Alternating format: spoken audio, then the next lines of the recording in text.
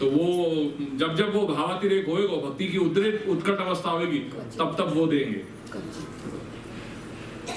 यानी ये बात समझ लेना चाहिए। वो बात यहाँ पे ये 2 लाइन से कही कि अभेदार कुत्रचित कहीं कहीं प्रेम शब्द सु आसक्ति कही गई है और कुत्रचित व्यसनम अभिधि है। वो क्या हो गया, पर वो अपने थोड़ा समझने की बात है। ऐसे इति अर्थ स्वारस्य, मोटो मोटो अर्थ समझने की बात है, ये बात समझ लीजिए। बहरहाल मुख्य फलंतु व्यसन उत्तरमेव, जाको अपन कह रहे हैं सर्वात्म भाव। तो प्रेम, आसक्ति, व्यसन और सर्वात्म भाव।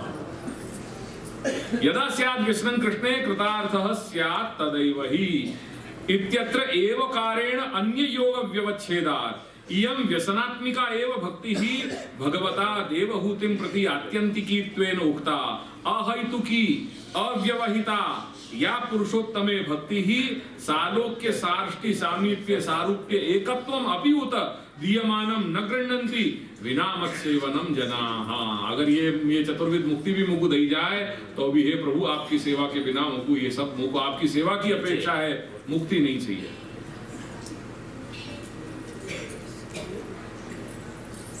अतः प्रेम परिपाक अवस्था व्यसनम।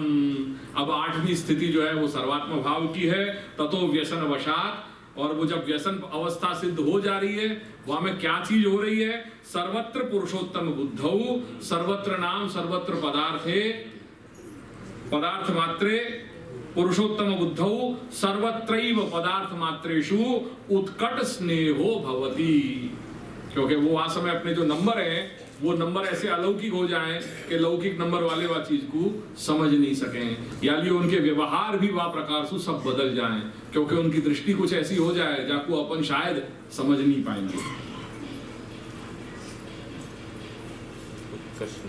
उत्कट स्नेहो भवति स सर्वात्म भाव शब्द वाच्यः तत्सिद्धौ पुरुषोत्तम आविर्भावो बाह्य आभ्यंतर भेदेन निरंतरम सिद्ध्यति। हाँ, ये तब तादिन तेवे लोग सुख संपत्ति न त्यजे, वो वालों ये आ गयो, जहां साक्षात्कार हो गयो, भगवत साक्षात्कार हो गयो। सो तत्सिद्धौ पुरुषोत्तम आविर्भावो बाह्याभ्यंतर भेदेन निरंतरम सिद्ध्यति। ये वो स्थिति है, ताते इनकी वार्ता को पार नहीं, सो कहां ताई कही। 9 ततः फलावसरे सेवा फल प्रकरणोक्त रीत्या अलौकिक सामर्थ्य रूपम फलम भविष्यति इति अलम विस्तरेण। आनाथी વધારે विस्तार करवानी जरूर लागती नाथी, अलम विस्तरेण। एवं अनेन प्रकारेण शुद्ध पुष्टि भक्तानाम अधिकारः फल सहितो निरूपिता। तो ठीक है, ये पूरी प्रक्रिया है, या प्रकार से ये बीज भाव को विकास हुआ है। अब अपन पुनः अपने ग्रंथ पे आ जाएं, जो कि 5 मिनट रही है।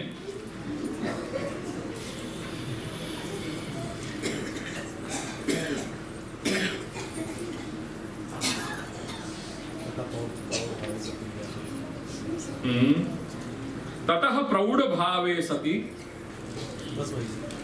ततः प्रौढ़ भावे सति व्यसनम भवति। ये बीज भाव जब दृढ़ होए तो वो आसक्ति में परिणित हो जाए, दृढ़तर होए तो वो व्यसन में हो जाए, और दृढ़तम होए तो वो सर्वात्म भाव में परिणित हो जाए। व्यसन को मतलब है तद व्यतिरेकेण स्थातुमेव न शक्नोति। व्यसन की दशा कैसी है कि जैसे सांस लेना भी जो है वो दूभर हो जाए, वह प्रकार की स्थिति है। तद व्यतिरेकेण स्थातुमेव न शक्नोति, वह के बिना एक पल भी नहीं रह जाए, ऐसी जो स्थिति हो जाए वो व्यसन अवस्था है। 10वें स्कंधे गोपी नाम परमानंद आसीत गोविंद दर्शने क्षणम युग शतम इव येन विना यासाम येन विना अभवत, ये उनकी स्थिति बताई है। एवं यदा व्यसनम भवति तदा बीज भावो दृढ़ो भवति। एवं व्यसन पर्यंतम बीज दाढ़ प्रकारम मुक्त्वा, या प्रकार सु व्यसन पर्यंत बीज भाव की दृढ़ता को प्रकार कह के अब आगे बीजस्य दृढ़त्व निरूपयन्ति। ये दृढ़ता काय को कह रहे हैं, ये तो प्रकार बतायो, पर दृढ़ता को तात्पर्य क्या? जैसे वहां दादाजी ने पहले कही ना कि तन मार्ग तद एक परतया तन मार्ग स्थिति, सबसे दूसरे श्लोक में ही जो मैंने बताया कि कहीं कहीं वो तस्य दार्ढ्यम नाम निरंतरम तद एक परतया तन मार्ग स्थिति ही, बस अब वो बात को यहाँ खोल रहे हैं। ये तो वहां दादाजी ने अपने शब्दन में आज्ञा करी, पर अब वो श्री महाप्रभु के शब्दन में वो दृढ़ता समझा रहे हैं कि दृढ़ता से मतलब क्या। अब तक तो प्रकार बताए, साधन बताए और वो वृद्धि को प्रकार बताए, और अब दृढ़ता काय को कह रहे हैं वो अब यहां समझा रहे हैं। बीजम तद उच्यते शास्त्रे, शास्त्रे नाम भक्ति शास्त्रे, दृढ़म बीजम तद उच्यते यन नापि नश्यति, जो कभी नष्ट नहीं हुए। तत्पूर्वोक्तम बीजम, जो पहले बताया गया जो बीज भाव की चर्चा अभी चलती चली आ रही है, वो व्यसन भाव अनंतरम, व्यसन भावानंतरम दृढ़म भवति, दृढ़ होवे।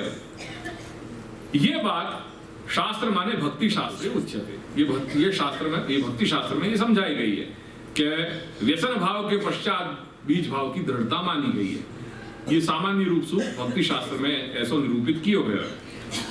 अब वो दृढ़ता को लक्षण क्या हो गए, वो कह रहे हैं कि यन नापि नश्यति, दृढ़त्वस्य लक्षणम आहुः यन नापि नश्यति इति, यत् केनापि लौकिक अलौकिक नाशकेनापि न नश्यति इति, जो कोई भी लौकिक अलौकिक प्रतिबंध के द्वारा नष्ट नहीं होए, जो कोई भी बाह्य आगंतुक पदार्थ विषय वस्तु वाकु बाध वामे नहीं ला सके, वाकु मिटा नहीं सके, वामे कहीं कोई जो है वो हलचल पैदा नहीं कर सके, वो दृढ़ता। अब यहां लौकिक और अलौकिक दो बात कही है, दादाजी ने दो शब्द को प्रयोग किया है, जो कि यत केनापि, जो कोई भी लौकिक या अलौकिक नाश करने वाले पदार्थ सु नष्ट नहीं हुए, वो बीज भाव की दृढ़ता माननी। अब वहां में दो बात कही कि लौकिक और अलौकिक, तो पहले लौकिक को खोल रहे हैं कि लौकिका नाम दुस्संगादय, लौकिक सु क्या कही, दुस्संग, और अलौकिक क्या है, काल आदि, क्योंकि यहाँ पे अपनो बस नहीं चले, अपन सब काल के अधीन है, काल और कर्म के, और देश और काल के अपन अधीन है, तो इनके ऊपर अपनो बस नहीं है। और लौकिक जो है वो दुस्संग आदि है, हाँ इनके बारे में अपन जरूर कुछ विचार कर सकें, कुछ सोच सकें। तो ये दो है, तैरपि इनके द्वारा भी न नश्यति इत्यर्थः, वो बीज भाव दृढ़ माने जाए, कहा जाए। अतः परम येन प्रकारेण त्रयाणाम स्नेहादीनाम मध्ये येन यथा स्व अपनोदनम भवति तथा तस्य अपनोदन प्रकारम वदन्ति। अत्र स्नेहादि उत्पत्तौ मुख्य अपनोदकास्त्रयाः। एक एक के लिए ये स्टेज अभी कच्ची है, यानी ये स्टेज जो है स्नेहाशक्ति की, इन स्टेज में कुछ भी होने की संभावनाएं हैं, ओपन है।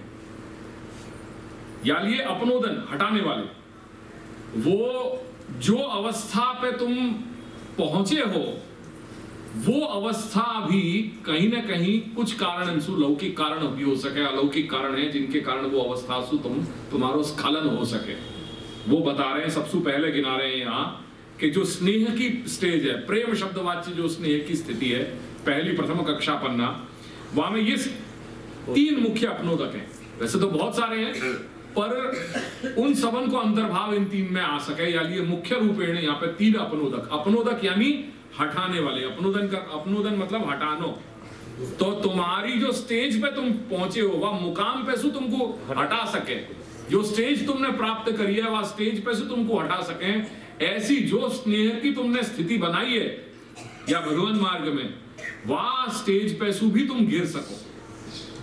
वहां में ये तीन अपनोदक हैं। कौन कौन से? एक भगवद अतिरिक्त राग, जो भगवान से अतिरिक्त जो भी पदार्थ मात्र है, वहां में जो अपनी अनुराग है, वो अनुराग तुम्हारे लिए बाधक हो सके, तुमको तुम्हारी स्टेज पे से दूर कर सके। दूसरा ग्रह आसक्ति, जो अपन घर गृहस्थी में लगे हुए हैं, जो वहां में आसक्त हैं, वो लौकिक आसक्ति अपनी। और भगवद व्यतिरेकेण अपि काल निर्वाह, जो भी शेष अवशिष्ट समय जो अपन काल को निर्वाह कर रहे हैं वो, और भगवद अतिरिक्त जो अपन कर रहे हैं वो, या लिए अपन को ये सब उपाय श्री महाप्रभु ने बताए कि यदि त्याग कर रहे हो, घर में बहुत दिन रह रहे हैं, तो हो सके कि ये जैसे वो अपन कहते हैं ना कि वो पानी जब रुक जाए, जो अप्रवाह जल है, जहां प्रवाह नहीं है जा जल में, वो सड़ने लग जाए, तो कई बार ये भी स्थिति है कि घर में रहते रहते अपनो बीज भाव विकसित नहीं हो पाए। वो विकसित होने के लिए भी कई बाह्य आगंतुक साधन की आवश्यकता है, अनिवार्यता है। तो श्री महाप्रभु कह रहे हैं कि ठीक है, या लिए तो तुम ग्रह त्याग करोगे, तुमको ग्रह त्याग करना चाहिए, यानी वर्ष में ऐसे कुछ ब्रैकेट्स निकालो कि जा ब्रैकेट्स में सु घर में सु निकल करके और तीर्थवास कर सको, करके कही के अतस्थेयम हरिस्थाने। पर कैसे वहां जाने के बाद भी क्योंकि तीर्थ स्वयं अपवित्र बन गए हैं आज की तारीख में, या लिए वहां जाओगे तो वहां पे भी जो है दुस्संग की संभावना है।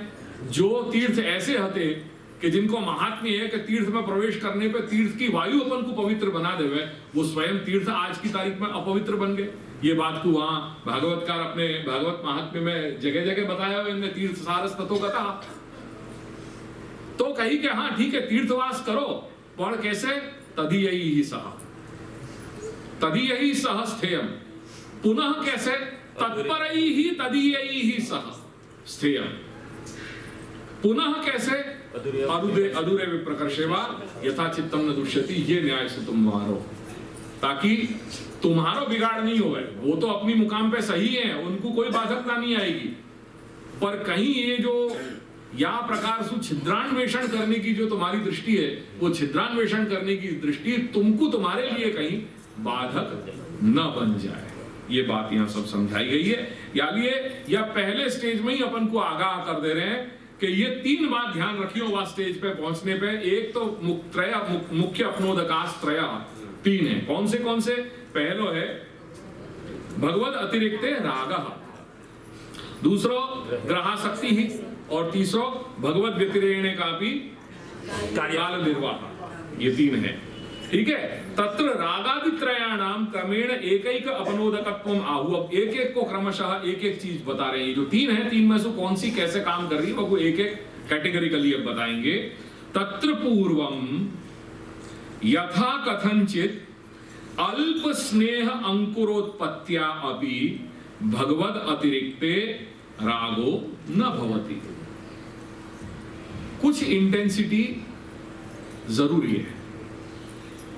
मान लो श्रवण मनन चिंतन कीर्तन करते करते एक वो अवस्था तुम्हारी आ भी गई, पर ये मत मानियो कि ये अवस्था आ गई दैट मीन्स कि अपन निरांत होकर के अपन ये सोचने लग जाए कि ठीक है everything is well set and we are on track. ये मत सोच लीजिए। क्यों? क्योंकि यथा कथंचित अल्प स्नेहांकुरोत्पत्त्या, यानी शब्द पे गौर करने जैसा दादाजी को अल्प बिगिनिंग ऑफ द स्टेज है, यानी ये संभालना जरूरी है। और ज्यादा जब अपन बीजारोपण करें और पौध जब प्रस्फुटित होने लग जाए तो वहां को और ज्यादा ध्यान देना पड़े। पानी जो अपन दे रहे हैं वो पानी भी अगर ज्यादा जोर से पड़ गया फोर्स में तो भी वह पौध के मरने की जो है वो शंकाएं संभावनाएं हो जाए। यानी वो टाइम तो ऐसा है कि वह को बहुत डेलिकेटली वह को अपन को नर्चर करने की आवश्यकता है। यानी अल्प या शब्दन पे ध्यान रखो। यथा कथंचित अल्प स्नेहांकुर उत्पत्त्यापि भगवद अतिरिक्ते रागो न भवति। ये स्टेज तुमको आके रिजल्ट नहीं दे देगी। इफ यू आर एक्सपेक्टिंग कि ये रिजल्ट अपन को, अपन की ये स्टेज आ गई है और आते आते डायरेक्टली अपन को वह तरीका का रिजल्ट मिल जाए, वो पॉसिबिलिटी नहीं है, नहीं भी आ सके। तो थोड़ा बस हाँ थोड़ी धीरज रखो। सो रागो न भवति तदनंतरम यदा आसक्तिर्भवति ततः प्रौढ़ भावो भवति। तो मान लो एक स्टेज में, जैसे मैंने वो कही कि ये कोई कंपार्टमेंट नहीं है कि S1, S2, S3 ऐसा कोई कंपार्टमेंट नहीं चल रहा है। तो कोई भी चीज की पॉसिबिलिटीज ओपन है which can happen at any junction, you know. तो तदनंतरम यदा आसक्तिर्भवति ततः प्रौढ़ भावो भवति तदा ग्रहासक्ति अपनोदो भवति। तब भी हो सके भाई, जो पहले की स्टेज है वो नॉट नेसेसरीली पहले ही होवे, वो ग्रहासक्ति जो है वो सेकंड स्टेज में भी हो सके, थर्ड स्टेज में भी जो है वो निवृत्त हो जाए। ये पॉसिबिलिटीज हैं, हमें इंटेंसिटी काम कर रही है। करके भगवद आसक्त्या ग्रहासक्तिर गच्छति, वो सापेक्ष काय की है ग्रहासक्ति या लौकिक आसक्ति, वो भगवद आसक्ति पे डिपेंडेंट है, पैरेलल है, वो इक्वेशन चलेगा। द मोर द भगवद आसक्ति द मोर ग्रहासक्ति आपकी निकल जाएगी। तो वो या तरीका से चलेगा, तदभावे तदभाव तत्सत्वे तत्सत्वम, अन्वय व्यतिरेक जो चले वह प्रकाश हुआ कि ये गति चलेगी। तो भगवद आसक्त्या ग्रहासक्तिर गच्छति, जितनी तुम्हारी भगवद आसक्ति इंटेंस होगी उतने रिजल्ट में तुम्हारी ग्रहासक्ति दूर भी होगी, वो इंटेंसिटी ऐसे चलेगी। तो बीदम तद उच्यते शास्त्रे, मूल शब्द समझ लो, तद उच्यते शास्त्रे, शास्त्रे नाम भक्ति शास्त्रे, बीजम दृढ़म बीजम तद उच्यते तेने केवाय यन्नापि नश्यति, जे लौकिक अलौकिक साधन होती नष्ट ना था। फिर वो प्रोसेस बता रहे हैं कैसे, स्नेहाद रागः विनाशस्यात्, जो भी स्नेह की जब स्थिति आएगी तो जो लौकिक में अपनी आसक्ति है वो अनुराग जो है वो निवृत्त होएगा, आसक्ति में जब वो परिणित होएगा स्नेहासक्ति श्रवण मनन चिंतन कीर्तन करने के द्वारा, तो वो बाधकता लगने लग जाएगी, ग्रह में अरुचि होने लग जाएगी। आसक्ति अनंतरम रखें,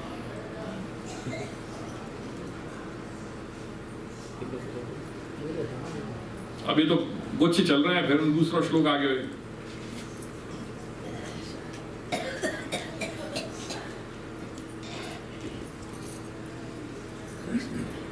ब्रेक ले, मैं फिर नहीं तो अपनी 8 बजे को टाइम रात को फिर पकड़ना मुश्किल पड़ेगा। ऐसे है, मेरे को ये 8 बजे को समय अनुकूल लग रहा है। पंचमी या छठ की मैं बात नहीं कर रहे हो, छठ सप्तमी पंचमी छठ की बात नहीं कर रहे, वो एक दिन अपन अपवाद के रूप में रख सकें। बाकी लगभग मैं ये सोच के चलूं कि 8 बजे, पहले दिन अपन 10 बजे को अपन ने किया और कल परसों जो 2 दिन भय अपने वो अनुकूलता से हो गए, 8 साढ़े 8 तक को अपना शाम को हो जाए क्रम, तो वो ठीक रहे, वहाँ में अपना समय भी अनुकूल रहे और फिर दूसरे दिन की जो गति है वो भी अपन पकड़ सकें, समय से पकड़ सकें, तो वो सही है।